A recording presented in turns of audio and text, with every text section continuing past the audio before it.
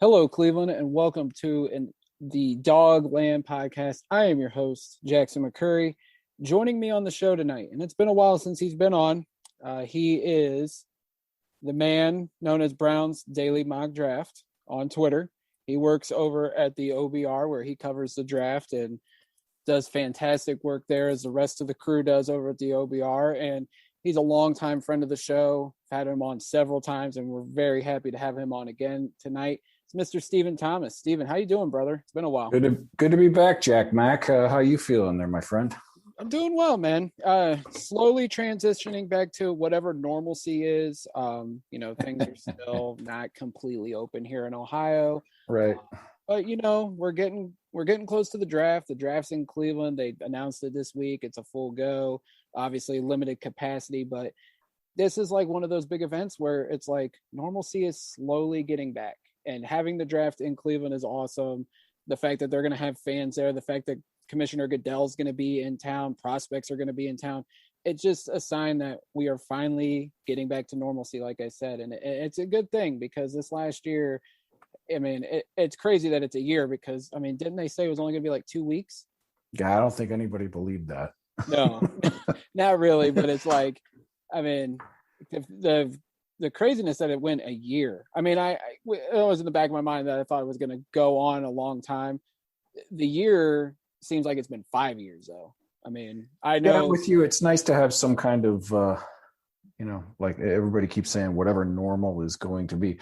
To be honest, I sort of wished that it would be, I don't know, somehow the situation would be that they would push Cleveland back 2 years like they did with Vegas. Right.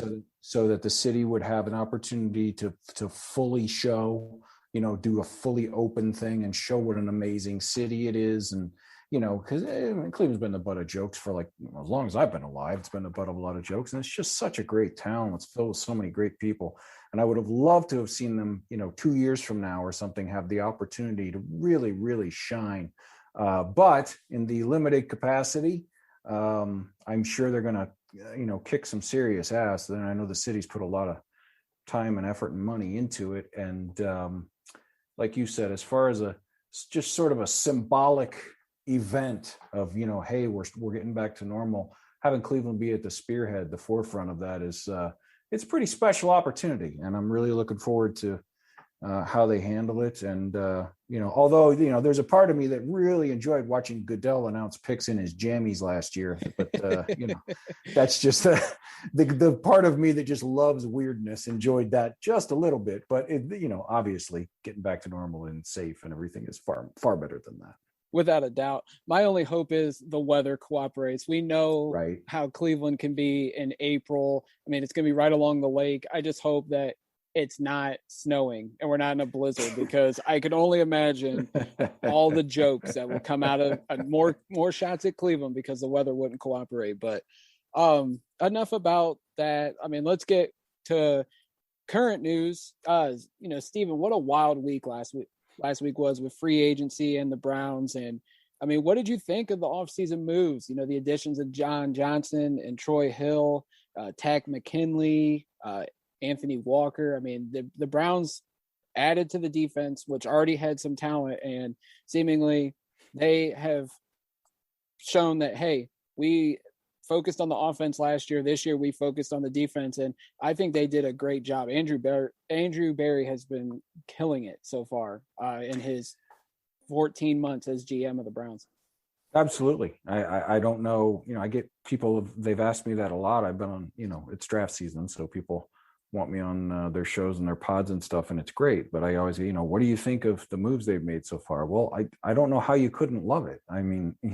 How do you not love, not only getting arguably the top available free agents at safety and slot corner, but getting them at prices that are just ridiculous. Andrew Berry is a Jedi somehow. It's crazy how the contracts that they put together. And John Johnson was my top target for, the last couple of months. So naturally, the Cleveland inside me just assumed he'd never come here in a million years because, the guy that we always want never comes here. But now Cleveland is a destination for free agents, which is just amazing. since this group came through the door last January, it's very difficult to find moves that, even if they didn't work out, you didn't get it. It wasn't a good move, a good gamble, a good, everything. I mean, all the 1-year deals they signed last year, we all said they were playing for longer contracts, their tryout deals and all that kind of stuff. And, most of them, it didn't work out, in terms of a long-term big contract, but they did their jobs last year. Joseph might still come back. Andrew Billings' contract told. So basically they got 2 years out of him. I don't know. And with the exciting news, I don't know what time you're going to air this, but within the last hour before we started recording, it was leaked that they had Jadeveon Clowney in for a visit. And this is pretty much what we all expected. I think they're still going to be active. There's going to be an edge, and there's going to be at least one more corner. There may be other things here and there, but I never go to the grocery store hungry, and you never go into the draft with a desperate need unless you have to, because that can tilt your decisions and make you reach a little bit and force things. So if they can sign, whether it's Clowney or not, I expect them to bring in another veteran edge to fill out the rotation, and somebody who can at least moderately give them a starting option across Denzel Ward in case Greedy Williams doesn't come all the way back, because he's only 50 or 60% back. So this is pretty much what I expected, that they're still going to be making moves. The rumored trades for top name corners are still getting whispers from places that nobody's right all the time, but I'm hearing them from places that would know if that sort of thing was in the works. So yeah, they're doing an amazing job. They're doing it at value. Their future cap is still in good shape. And I don't know how you can not be excited for the fall at this point, even before the draft. And what they do in the draft is going to make it even more fun. Absolutely. I mean, they came into free agency with around 24-25 million in cap space. They went out and signed like 5 or 6 players, and according to Over the Cap, they're still at about 14 million. So the wizardry of what Andrew Berry and company have done in terms of these contracts has been something else as well. And even, they have all this cap space, and Jake Burns said it the other night. He goes, the Browns are still up to something. Yeah, they are. They brought in Clowney. Obviously he's not going to command $17.5 million like he did last summer when the Browns were pursuing him. I think they can get him at a relatively cheaper cost, but even if not, Carlos Dunlap's still available. Alden Smith's still available. Melvin Ingram's still available. You can get a quality pass rusher. And like you said about the outside corner, Steven Nelson just became available. Casey Hayward's still out there. Malcolm Butler's still out there. Like, there's still quality free agents that the Browns can go get to add to this roster. And then, like you said, they go into the draft without having a serious need and can just take the best players on the board at that point.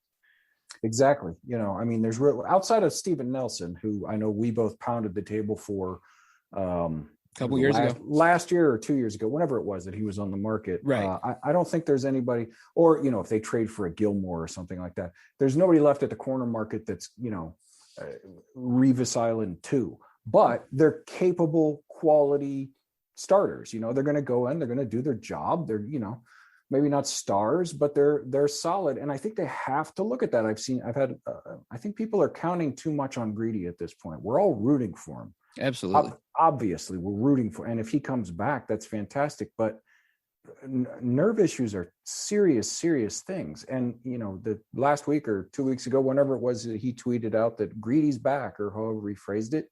The next tweet was him saying, 60% or 50% or something like that. And in an article, he said he was about 60%. So people saying, oh, good, Greedy's back, we can just pencil him in as a starter. You can't do that.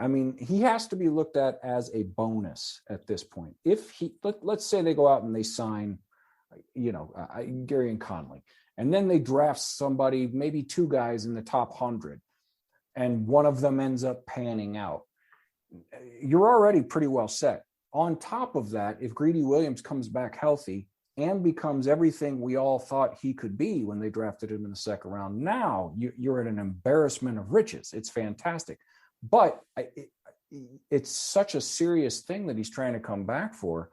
You just, from a team perspective, you can't count on it. There's got to be a better way to say that, but you have to give yourself a safety net. You have to give a backup plan there at corner, because It's just not something that you can bank everything on at this point, especially at this point in their build. We're not talking about a team from 4 years ago that we were hoping to win 5 games if we got lucky. This is a team that genuinely and legitimately believes they have a chance to be standing there holding that trophy when the confetti drops in February. And I don't know how you look at their roster and don't think they're at least in the conversation. So to do something like that, to leave a giant hole at a critical position like corner, it just doesn't seem like something Andrew Berry and company would do. And I'd be very surprised if at least one starter level, capable starter level corner isn't brought in before the draft happens in April. Yeah, without a doubt. I'm with you. Like when it comes to Greedy, and I even feel the same way about Grant Delpit. Like, absolutely.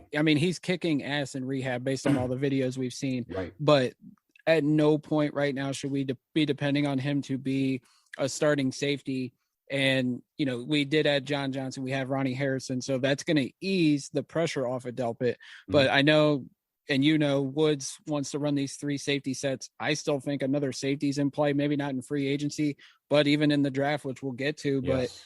But I mean, Delpit's a talented player. I love that we got him in the second round last year, but the Achilles injury was a tough blow and it obviously altered the plans for the defense. But, going into 2021, Greedy and Delpit can't be depended on. And I think Barry knows that. I think Stefanski knows that. And I even think Joe Woods knows that. Which is why, like you said, I think they are going to make more moves, whether it's in free agency or the draft, to make sure that they have depth. Because like you said, teams and the media all can see that the Browns are in Super Bowl contention, which is so crazy to think at times after everything we've been through the last couple decades. But yeah, I truly think Barry is going to stay aggressive in adding talent to this roster, and there's no way he's satisfied yet. Absolutely. Yeah. I mean, everything I said about Greedy is exactly the same as Grant Delpit. I mean, an Achilles it's a serious, serious thing. And even here's the other thing. I mean, obviously he has a better chance of coming back from it than a broken down middle-aged fart like me does. But I mean, he's 22 years old and a world-class athlete. So if anybody can come back and, eventually be like nothing happened, it's somebody like Grant Delpit. And boy, as a fan, would I love for that to happen. But even guys who come back all the way from Achilles and ACLs and other serious type injuries, years later you will hear them say, they'll never say it in the moment, but years later you hear them say things like, I really wasn't myself until the second year back.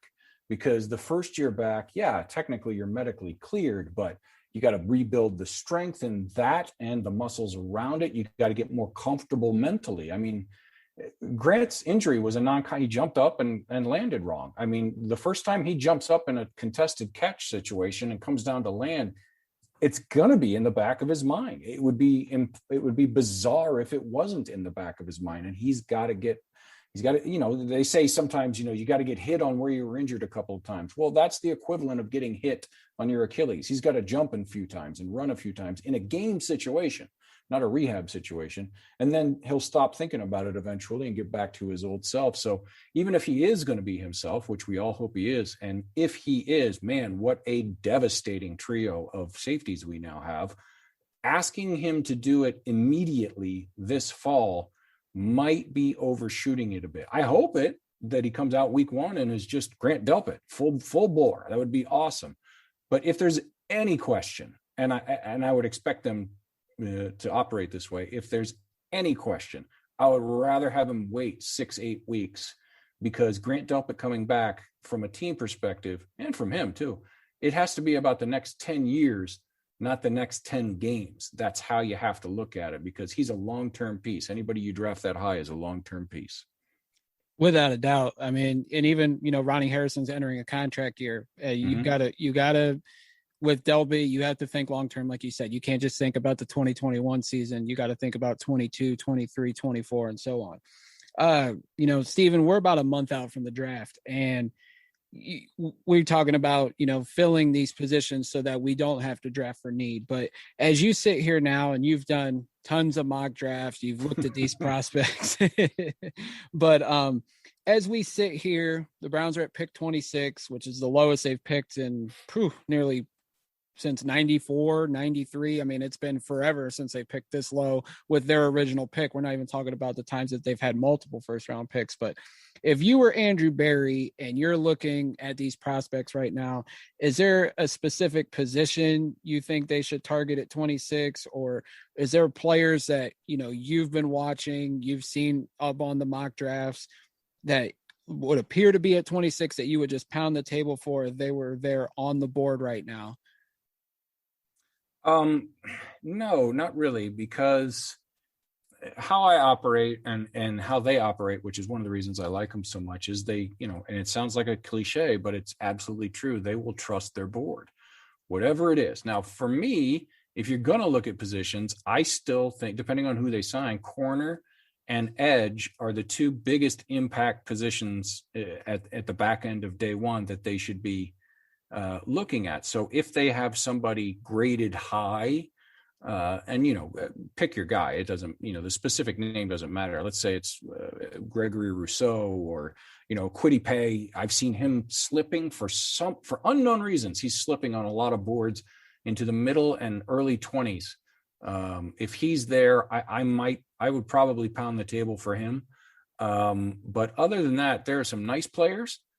Some good players at 26. JOK Koromoa still pretty damn high, and he's a chess piece. So if he's around, I would probably stick for that. But trading down seems like it's creeping more and more into the conversation, especially with the success they're having in free agency. And one of the reasons, for many reasons, but one of the reasons is this. We hear every year, you know, oh, you know, teams only had 15 true first round grades, or 18 true for, you know, first round grade, 12 sometimes, only, you know, 15 guys total in the entire draft that they felt worthy of a number one pick. Take that and put it in tandem with a front office that operates with a lot of data. They love data. And the fact that we're picking at 26 without very many needs, it seems on the unlikely side of the ledger that there would be somebody at 26 that they would pound the table for. They're probably not, you know, they're not going to have somebody ranked in as day one who's still around at 26. And with a lot of teams looking at tackles and wide receivers and that sort of thing, there's a good chance there's going to be an offensive tackle sitting on the board at 26 that, you know, the Jets at 34 or the Dolphins at 36 or the Panthers at 39 or somebody in that range is just going to love. You know, even the Lions at 41 or the Broncos at 40, they might, you know, there's a good chance somebody will be on the phone. And so if you're sitting there at 26 and you don't have anybody rated day one left on your board, and so the value between the guys you could pick now and the guys you could pick in the mid 30s or late 30s is not that different, and someone's calling and offering you, you know, an extra third round pick this year or a second round pick next year, something good, the added value just probably will end up making too much sense. The sweet spot for corners in this class seems to be about pick 35 to 40 to around pick 90. There's a bunch of guys in that range, and it's all just a matter of personal preference. What flavor do you like the best? So trying to put them in any order is kind of futile at this point, but a lot of corner options, great corner options, inside and outside, great safety options, a lot of edge options as well in that same range. So if they could move down, you know, like let's say it's the Dolphins and they call with 36 and they've got one in the early 80s, 82 or 83 or something like that. And that's the deal. Personally, I would want something for next year thrown in the deal. But if they see that and they really, really like a lot of guys in the top 100 this year, I could easily see them doing that. Now, if they stick and pick, my guess is still it's going to be corner or edge, because within those guardrails that we saw that have been circulating around, those are the impact positions. I just don't see another impact position unless they have somebody rated, you know, 5th on their board that's still sitting there or something like that, an outlier like that.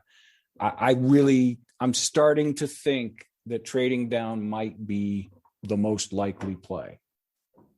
And then you're going to get the groan from Browns fans. Why are they trading down again?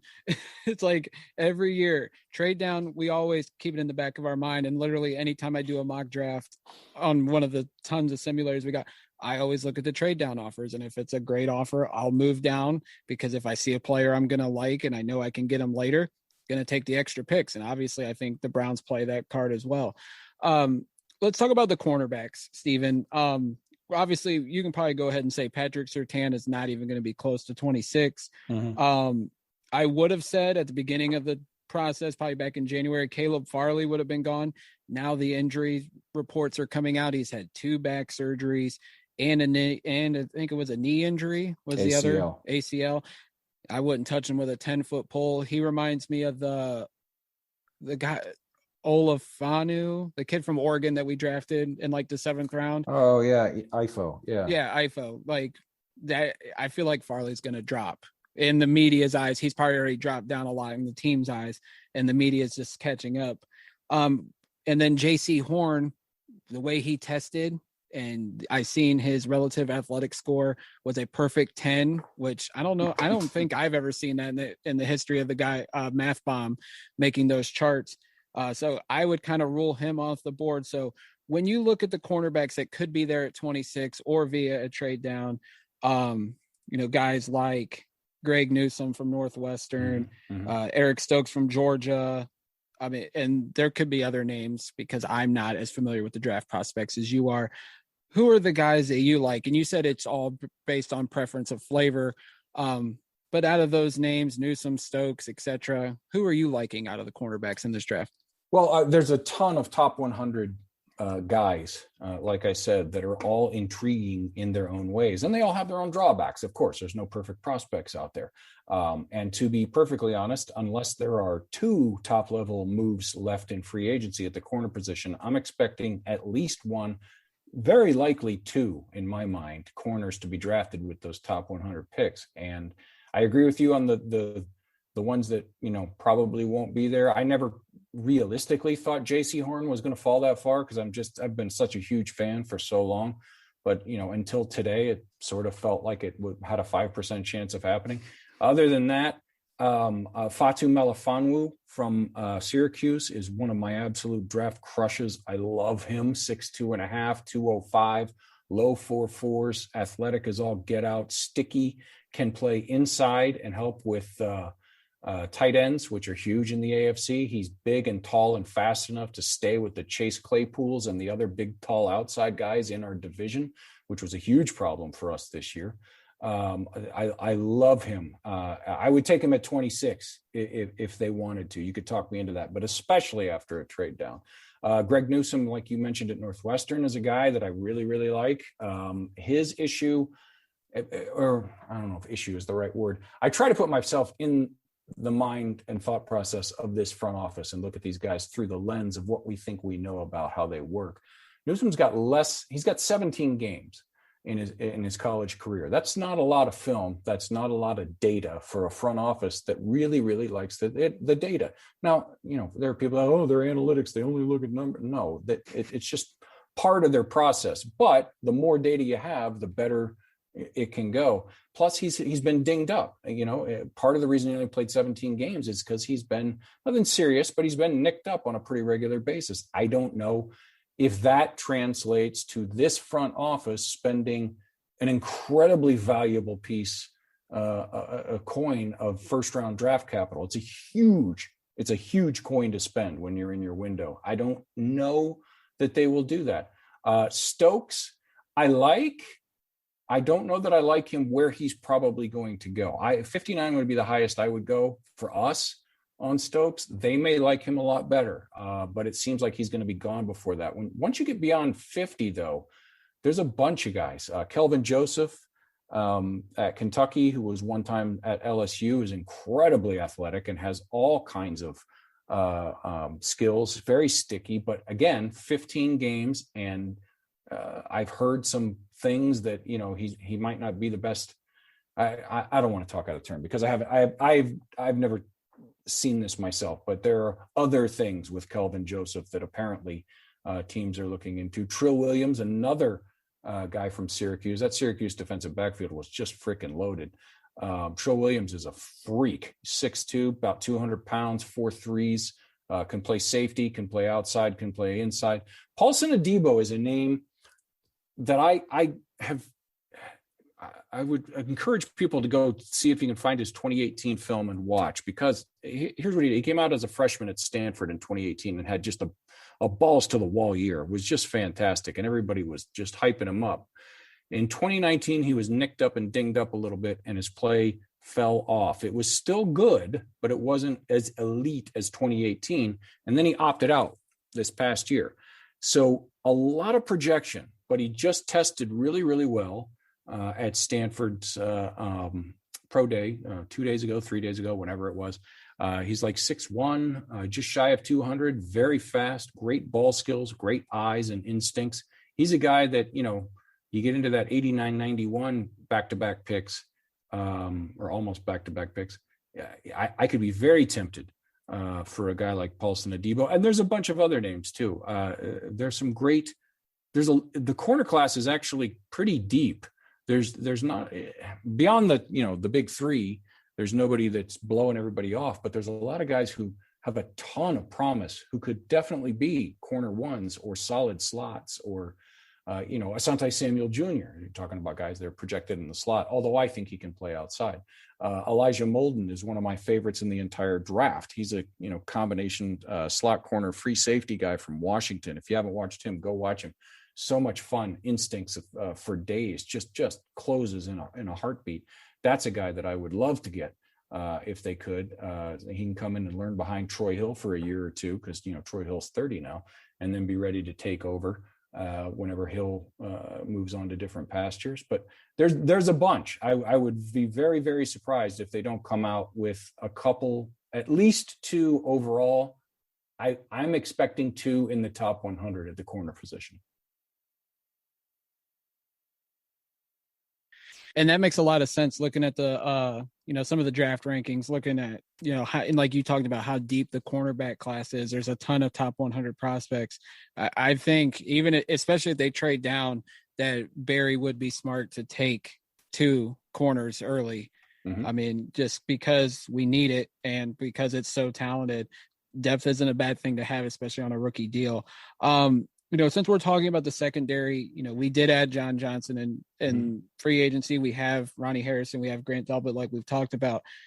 Steven, do you think safety is completely out of the question with one of our first couple picks? Because, and the little I've watched out of draft prospects, Trevon Moehrig, the safety out of TCU, absolutely loved. And that was my guy prior to free agency as the guy that I would pound the table for at 26 if he's there, because I thought, he is such a gifted prospect, and I thought he would have been a perfect fit in this Browns defense in that safety position spot, just because we needed it so bad, and he is so talented. What was your thoughts on Moehrig and also the safety class? And do you think it's out of the question early in the draft? I don't think it's completely out of the question. It would take a pretty specific set of circumstances, and Moehrig is probably among those circumstances. Like, you're going to have to be sitting at 26 with no corners that you like at value, no edge guys you like at value, I don't know if they would take an interior guy, but if Barmore is there, they might snag him. But let's say he's gone, and nobody's calling and blowing your doors off with trade values, but Moehrig is still sitting there. I take him in a heartbeat at 26. Partly for all the reasons we mentioned a few minutes ago. We still don't know what we have in Grant Delpit, and Ronnie Harrison's, like you said, in a contract year. So if he, gets a giant offer for somewhere else, or they, for whatever reason, decide after this year they don't want him, to pay him to stay here, a guy like Moehrig in the pipeline to learn and step in, you can still run those three safety looks right there. And there's some other guys further down too. I would not be surprised at all if Hamza Nasiruddin at Florida State is on their radar, more of a hybrid type that, it's called different things, and rover, or, generally I just say the other linebacker spot, which they're trying to get a safety in there instead of a linebacker. Joshua Bledsoe from Missouri is a guy that I'm a lot higher on than a lot of the media boards. I know Hawaii Mike is the leader of the Talanoa Hufanga fan club, and I like Hufanga quite a bit. I love Andre Cisco. He's coming back from an ACL, another member of that Syracuse secondary. Tarik Thompson. Then you get into the day 3 guys. Tarik Thompson is highly underrated, I think, from San Diego State.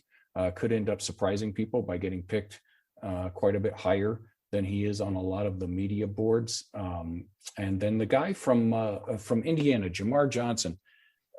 Dane turned me on to him a couple of months ago when he was nowhere to be found. I mean, if he was on, these media boards, he was in the 400s. He was a throw-in, and there wasn't even a write-up about him. Now, people are talking about him maybe getting into the top 100. He played at Indiana, had a pretty good day against the Buckeyes, if everybody remembers that game. That was a fun game.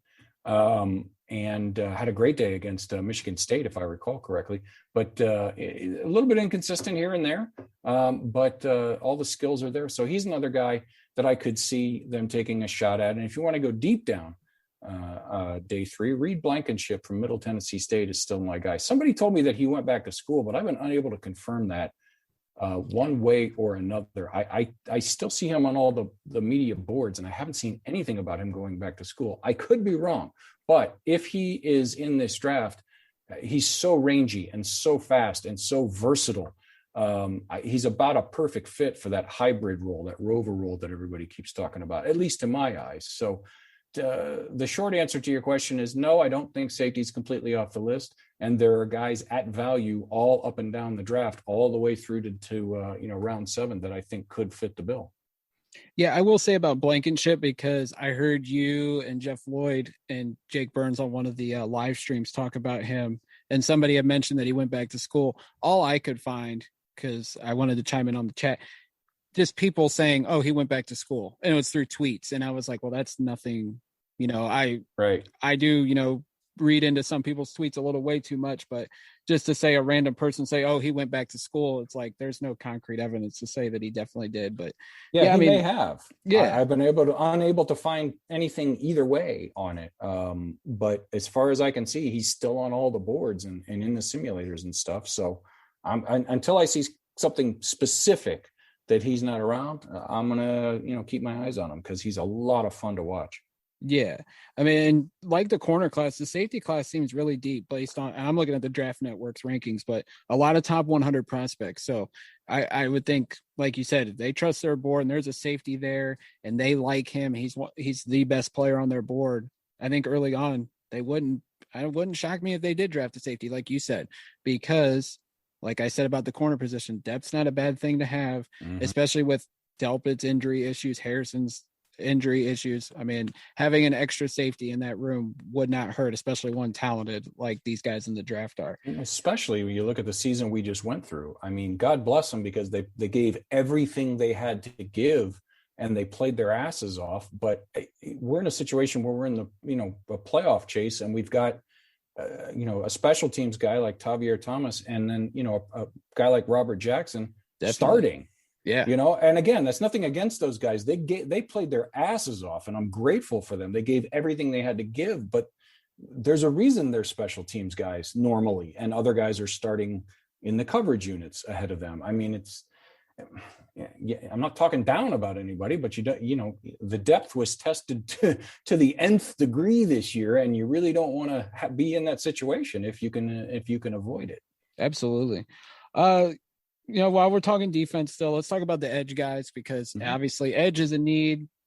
And until they sign somebody in free agency, which we expect them to, they did add Takk McKinley. They have Porter Gustin. They have Curtis Weaver, and they have this guy named Myles Garrett, who's supposed to be a really great football player or something. But,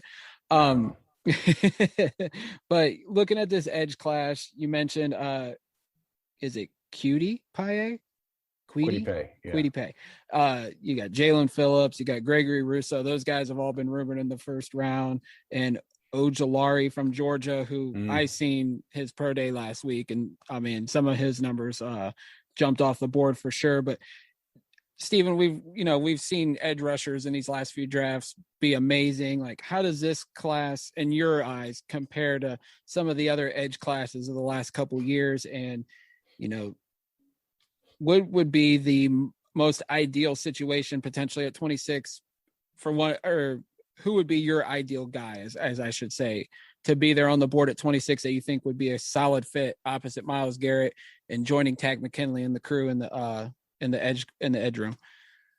Yeah, it's an interesting edge class. And just to quickly touch on the existing room, Curtis Weaver is such a wild card. Absolutely. We have no clue out here. They in the building, I'm sure, have a much better idea of what he is and what they think he can be. But we're sitting out here. I said this the other day to Jeff. He could be edge 2, come in, blow the doors off the place, be the long-term replacement across from Myles, and just be an absolute steal. He could be edge 5 at the beginning of the season and off the roster by October, and anything in between. We have no idea what he is. So, I mean, obviously they think quite a bit of him because of the move they did last year and the fact that, we haven't heard a lot about him. They're just quietly letting him work. And word is he has been working his ass off, which is great. But much like we've been saying with Grant Delpit and Greedy Williams and all these guys, for us looking at it from the outside, we sort of have to proceed as if he's not, the guy. In that scenario, Kwity Paye, I think, would be the ideal guy to fall, unless they love Gregory Rousseau. And Rousseau is a very divisive prospect. Obviously, the physical gifts are there. I mean, the dude's huge. He's fast. He's strong. He's got good hand usage.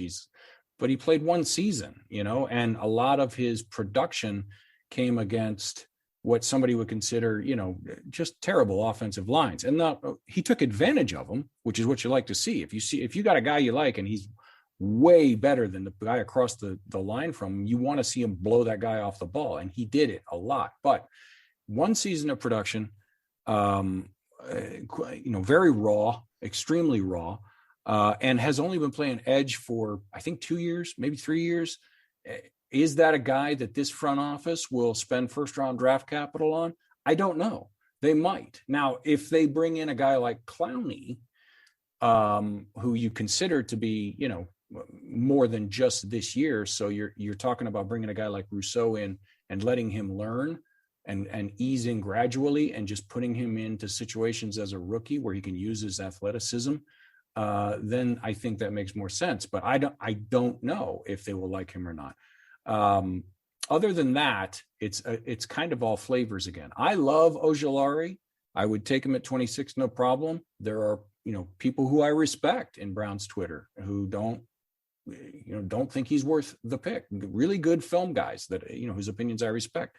And the same with, I'm a huge fan of Joe Tryon out of Washington. I don't know if he gets into day one because he opted out. It's impossible to know how this front office is going to look at the guys who haven't played in 18 months. But if he's around at 59 and they haven't taken an edge yet, let's say they go corner first and he's there at 59, I think he's a perfect fit. 6'5", 260, fast as hell, great hand usage. He rushes with a plan. He's got an array of moves, still a little raw. And again, he sat out, so we got to see what he is. But I would love to get him. Peyton Turner at Houston is anywhere from round 2 to round 3 on most of the boards I see. And if you could get him in, again, massive human being, tremendously athletic, a little raw here and there, but who better to learn behind than Myles Garrett? I like Ronnie Perkins better than most people. And then once you get into day 3, there's some really interesting dudes. Victor Michegi down at Duke is one of my favorite guys. He's a little shorter. He's only 6'2", which means some bigger tackles can simply just, with their length, they just won't let him get around. But his long arm and his speed to power is really, really consistent, and he consistently produces. Janarius Robinson at Florida State is a physical specimen who never really busted out, but the situation at Florida State the last couple of years was a nightmare. So I guess you'd have to wonder how much of that was the system that he was in, the scenario that he was in. Cam Sample at Tulane is interesting. He's got fans. Malcolm Kuntze out of Buffalo, I think, is being underrated. And then there's some of the guys. Here's the other thing you have to consider, and it seems to be rearing its head more in the edge class in this class than at other positions with this front office, is the age guardrail. Everything we've heard out of that is that they're very serious about it. Now, we only have 1 year of a sample size of their draft, but apparently they're very serious about it. The oldest prospect they took last year turned 23 in November of the season. So if you are already 23, I mean, they could shock us all. I personally haven't been paying a lot of attention to them because I don't have the time to research every single guy. Basham, Hamilcar Rashid, Quincy Roche, Patrick Jones, Rashad Weaver, Ellerson Smith from Northern Iowa. I love Ellerson Smith, but he's already 23. Those are guys that I don't know if we should be really counting on them because they're very, very serious about that guardrail. Jason Owe has a lot of fans. Where's the production? I don't know that an analytic front office like this would spend first round draft capital on a guy that didn't put the quarterback on the ground once. Maybe they will. I don't know. But it's something that I question. And Jalen Phillips, as great a year as he had, and he did, he's already medically retired once from concussions. Now, obviously, doctors at Miami cleared him, and he came back and had a great year. And I'm by all means, you're talking about a 22-year-old kid. I want him to be completely healthy and just tear up the NFL for 10 years. Anytime a young man has an opportunity, a life-changing, family-changing opportunity like this, I want them to be healthy and to take advantage of it. But looking at it from the team standpoint, again, I can't say for sure, but it seems very iffy to me that this front office would spend huge coin on a guy who one wrong, ding to the noggin and he could be done.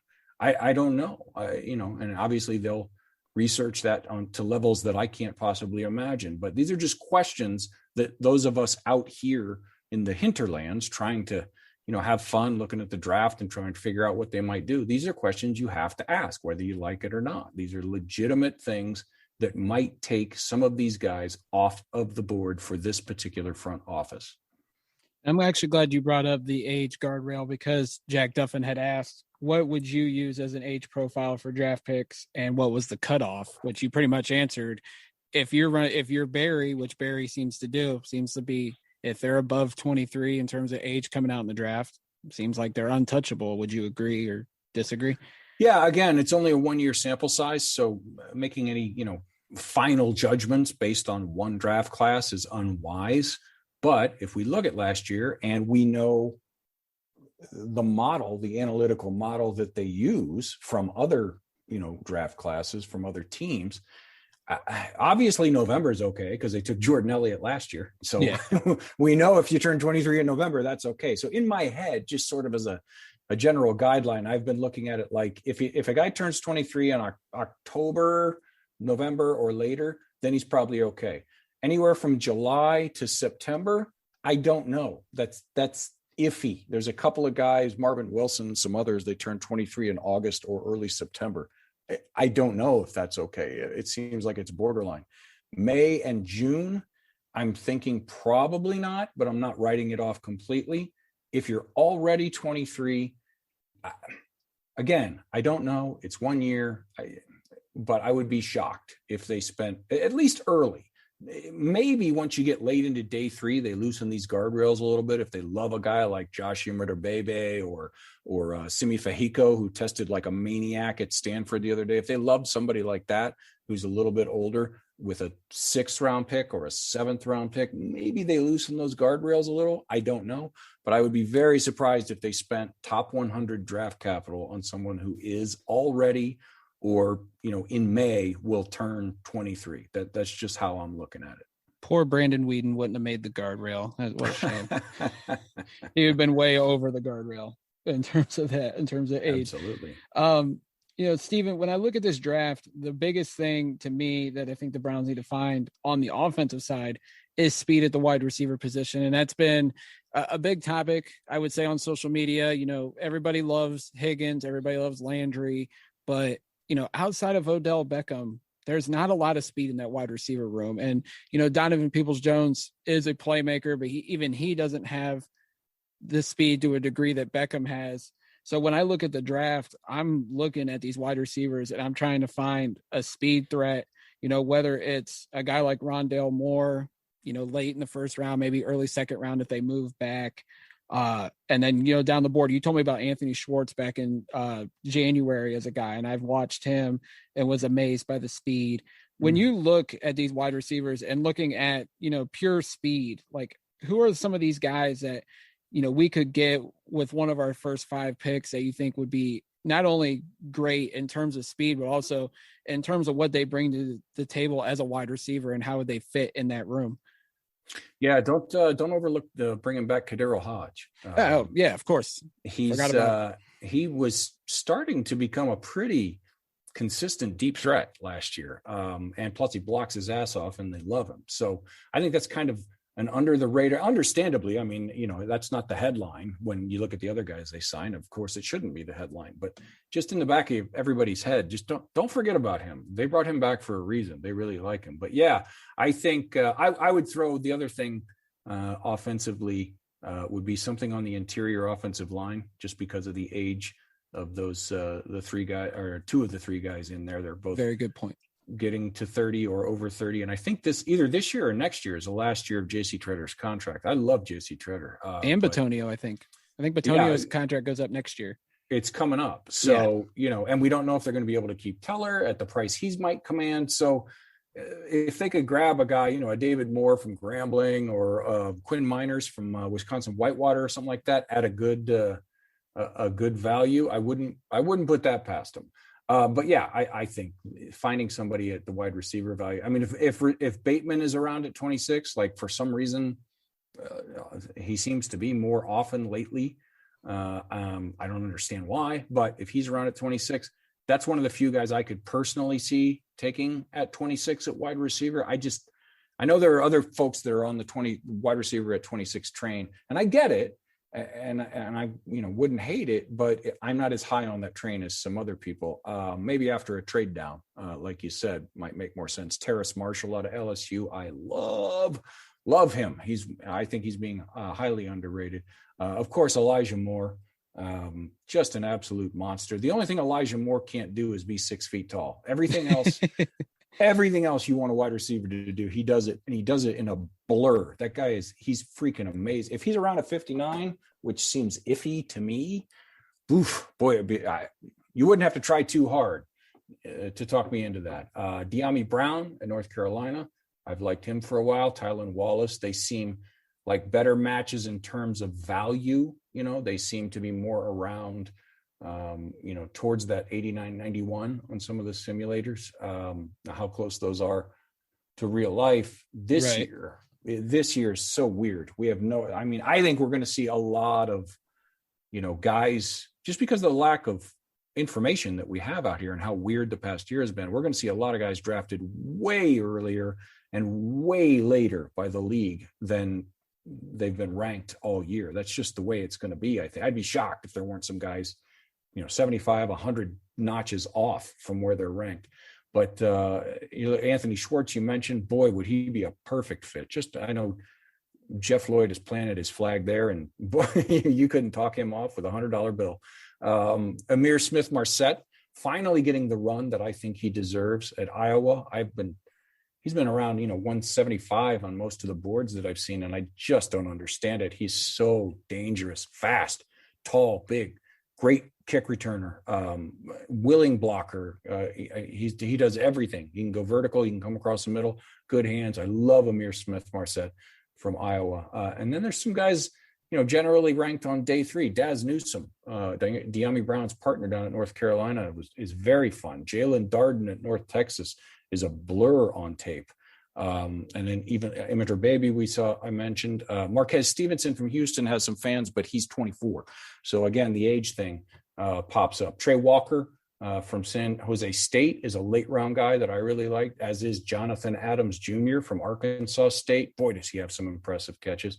And from right down the road at Kent State, do not overlook Isaiah McCoy, 6'3", 200, 205, depending on who you believe, low 4.4s, great hands, giant catch radius, jukey as hell after the catch. He's a guy that I really, really like. Right now, he's fringe, UDFA 7th round guy. I personally think he should probably go maybe a round higher than that, a little earlier in day 3. But if they get to that last pick, especially if they get beyond 200 and he's there, I wouldn't mind it. If they get to that last pick at 257 and Isaiah McCoy's still around, I don't care if they've already drafted somebody. I would love to get that guy into the building, because guys at that size with that speed and those kind of hands don't come around very often. And if you can rub the rough edges off, boy, talk about a diamond he could be. Yeah, McCoy really pops off the tape. Kent State's offense was quite something last year during the shortened season, but I think they were one of the top scoring offenses in college football, which is amazing. But I wanted to go back to Elijah Moore, because the more I watch this guy, the more that I'm very impressed with him. And of course, Ole Miss has pumped out some wide receivers the last couple of years, DK Metcalf, AJ Brown. The one thing that threw me off last week with when you and Jake did the live mock draft over at the OBR and on YouTube, and he said he would take Elijah Moore at 26. And I know PFF has him ranked as a first-round talent. Would you be opposed? And I know you said you wouldn't take a wide receiver at 26, maybe in a trade back. Would you be opposed to Elijah Moore being a first-round pick? Take away the size, obviously, but watching what you've seen out of him, could you see him being a first-round pick potentially? Absolutely. If the question is he worthy of the pick in a vacuum? Yeah. I don't think there's any question about it. My hesitation for taking a wide receiver that high is not about any one of the prospects themselves. And I'm not saying these guys aren't worth first round picks. What I'm saying is, from the Browns situation and looking at how deep this wide receiver class is, and it's unbelievably deep. I don't know that if you have, again, unless it's, let's say they have Rashad Bateman ranked 4th overall on their board. He's the 4th best player in the whole draft on their board, just as an example. And suddenly he's there at 26. You got to take him. I mean, you probably got to take Bateman at 26 regardless, I would think.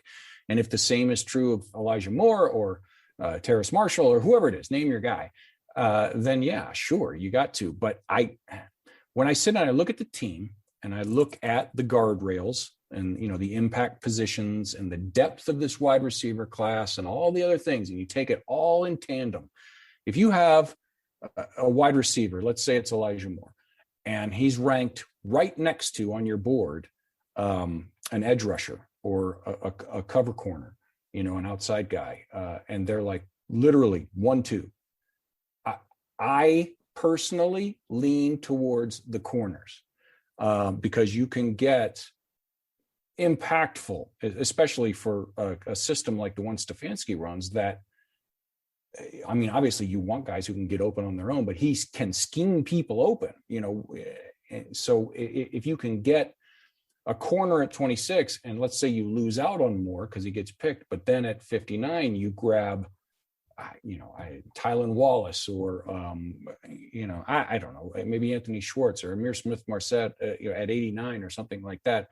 I think that adds more overall value, or at least you can argue that it does. Now, if we're sitting there on draft night, especially with the moves that we talked about earlier that we still think they're going to make, let's say they bring in Clowney, let's say they sign Steven Nelson, and now you're sitting there and Elijah Moore is the pick at 26. That's who would be mad? The guy watches film. Even if all you're watching is the broadcast, even if you don't have access to all 22, just watch the broadcast stuff. It's so impressive. Same would go for Bateman.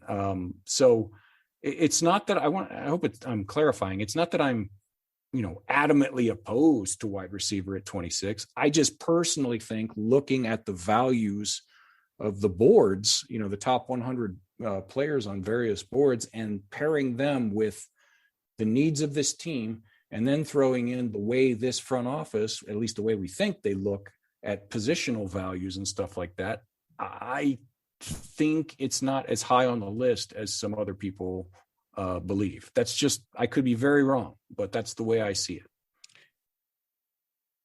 So far, Steven, this will be my last question. When you look at the pro days that these teams are doing, because obviously there was no combine, has any specific prospect that you liked going into the pro day wowed you or disappointed you, that made you have second thoughts looking at them as a prospect? Like any of their numbers really disappoint you and maybe soured you on liking them as a prospect, or did they wow you and make you go back and watch and then change your opinion of the player heading into the pro day? Not drastically, really. Simi Fehoko at Stanford was probably the biggest one of that. He's outside the age guardrail, but dude, 6'4", 225, and he ran a 4.37 and put up a 6.71 three cone. I'm going to go look at that guy. I mean, those are just ridiculous numbers from a guy his size. But yeah, well, I mean, I guess the biggest one would probably be virtually everybody at the Pitt Pro Day, because those numbers were atrocious for some of those prospects, and one of them I really liked, Jalen Twyman, the interior defensive lineman who was an opt-out this year. I love his film. I love what he does. I love his game plan. I love the way he uses his hands. His numbers were awful. So I don't know. Here's the thing about it, though. Like I said, everybody at Pitt ran and moved slow. It wasn't like everybody else was blazing 40 times and he came out awful, or so that would be one thing. Everybody was way. I mean, Paris Ford put out some numbers that just don't seem to match what you see on film. So it made me wonder what the heck is going on up there, and if those numbers are real, then Jalen Twyman is probably way down, if not completely off my board. But other than that, no, not really. But I tend to not put pro days, combine testing numbers. You need them, absolutely. They're wonderful. They're a piece of data that you absolutely have to have, and it has to be part of your evaluation process. But moving a guy up or down significantly because of a pro day or something like that, it's just never been something that I do. It's a piece of if it doesn't match what you see on tape, like it did with Jalen Twyman, and it does, for a few guys every year, you go back and you watch again, you go, that doesn't seem, what did I miss? And then a lot of times you'll hear somebody that has a day like that, he pulled a hammy, or, he was fighting through a back, or, something like that. Whether that's smoke and excuses or not, we don't know. But no, I don't move guys up or down any significant margin in my mind because of testing numbers and pro days. It's rare. Let me put it that way. I was always so fascinated, like after the combine, like John Ross, I don't remember where he was heading into the combine, but he ran that fast 40. Mm-hmm. And then all of a sudden he shot up draft boards. And I'm like, was this the media catching up, or are teams really thinking this? Like, I was always fascinated to see guys just like skyrocket just because of something they did at the combine. And I'm like, mm-hmm. How that now I was like, I'm always thinking like, man, how is the media just catching up to the guys, or is this the way the teams are really thinking? I was always curious, and I feel like it was just more the media pushing guys up and building hype on them just because they did something so amazing at the combine. Yeah, it tends to be, the media, like you said, the media catching up. Are there times where guys do come out of nowhere? I'm sure there are. I mean, I've never been inside an NFL GM's office and heard the actual discussion, so I can't say for sure. But it seems more likely that they know more than we do earlier than we do, and that's just kind of confirms things. Now, I have, over the years, I would say the biggest thing for me is if somebody comes in and I think they're fringe, a late day 3, or maybe you try to get them as a UDFA, and then they come in and just blow you away at the combine or their pro day, I can move them from UDFA to a little bit earlier. That has happened, sure. But I'm not going to take a guy who, if you're watching the tape and you think he's a 4th round guy, early day 3, and then you read, Dane Brugler, and he says he's a 4th round guy, and Lance Zierlein says he's a 4th round guy, and all the respected guys who know way more about this than I do are all saying that. But then he goes in, he runs, a super fast 40 and puts up a great pro day. I'm not going to sit there and go, okay, well, now he's in the 1st round. That just doesn't make any sense to me. Now, does he move from 4th round to maybe day 2? Sure, that can happen. But, significant moves in either direction, it's not something that I do. And I don't think there's a lot of, the far smarter draft guys than me. I don't think they do it very much either. Very great stuff, Stephen, as always. Always enjoy having you on the podcast. As we wrap things up, go ahead and plug everything you got going on over at the OBR, as well as everything going on at the OBR. It's a great site. I've been a member of it for going on almost a decade now. I remember signing up, I think it was before the 2011 or 2012 draft, and just great content top from bottom from all you guys over there. So go ahead and plug everything you got going, as well as the OBR. Oh, thanks. That's very kind. Yeah, they were crazy enough to bring me on board to do the daily mock draft experiment this year, and it's been a blast. The best thing is follow me at Browns Mock Draft. Everything gets tweeted through there. The stuff that I do on the OBR and other things at the OBR. They always I always retweet. Try to retweet every single article that we write. If you can come over now, there's a special going on. It's not a special, it's just an added bonus. If you become a member, you get Paramount Plus included in your membership. So not only do you get insider stuff like, Lane and Brad, we know stuff hours, sometimes days before it breaks. Yes, we do. We knew Clowney was in Cleveland, this morning. So that in and of itself is worth it, but it's so much more than that too. Jake does tremendous film breakdowns that sometimes are members only. I can't even think of everything. There's so much stuff that sometimes it's members only and sometimes it's free for everybody. And it's only, I think you can get it for like $6 a month on one of the coupons now. I'm not sure, don't hold me to that, but even if it's $9 a month, $9 a month for all the Browns info you could want and Paramount Plus. That's a pretty good deal right there. But as far as I'm concerned, my stuff's almost always free, because I'm, goofy and silly and the mock drafts have been a blast. The page view numbers are fantastic. But yeah, if you want to find me, at Browns Mock Draft is where it all is. I would love for more Browns fans to interact with me on there. Yeah, absolutely. And, go subscribe to their YouTube channel. Jake Burns, Jeff Lloyd's been a part of it. Steven, you've been a part of it. You guys been doing draft studies, live mock drafts. There's been some fantastic stuff coming out of the OBR, has been for years, and I would not expect anything to change anytime soon. So definitely go check out the OBR and check out Steven on Twitter, because he's great at what he does when he talks about the draft, and he tells some jokes every once in a while as well. So, and Steven, I promise I'll lay off the old man comments. I won't do it as harsh as I've been lately. It's all right. I forget them 5 minutes after you say them. One of the benefits of being old. But man, brother, appreciate you coming on as always. You've been one of our most frequent guests over the last 5 years, and appreciate everything you've done for us over here at the Dogland Podcast, man. Anytime, man. Love chopping it up with you guys. You guys are good dudes, and I appreciate what you do, and I appreciate you letting me come on and pollute your airways. Absolutely, man. Well, we'd love to have you on again, maybe before the draft, definitely after the draft, to break down what the Browns do. As we wrap things up, you guys can follow me personally on Twitter at JackMcCurry08.